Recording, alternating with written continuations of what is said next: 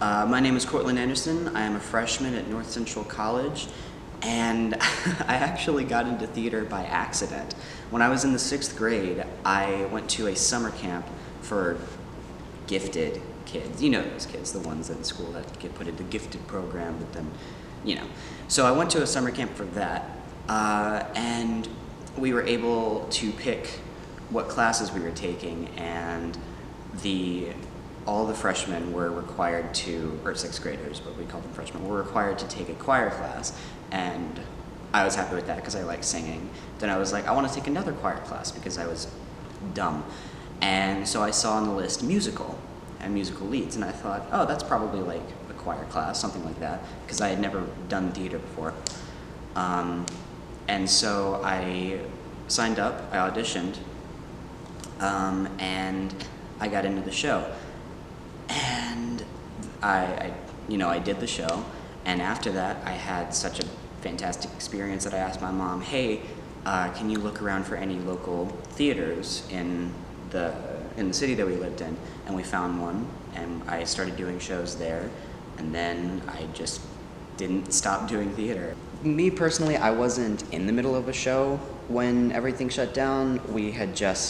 At my school, we had just finished our production of The Importance of Being Earnest, and I consider myself very lucky to have gotten the spring show out of the way before March. But I did know a bunch of people who were in the middle of a show, and I've just heard stories of people, like the entire cast, being super, super sad that they had basically wasted all that time.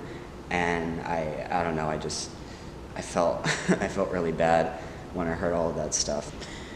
As far as how it's affected the industry and my opinion of it, I actually think that this has been a good thing for the industry. Like it's allowed us to expand our horizons a lot more, because even just last semester we did a show that was completely online. We had set up cameras and lights and stuff in our own little spaces, and we had performed a show over StreamYard that people could watch, and it was still live.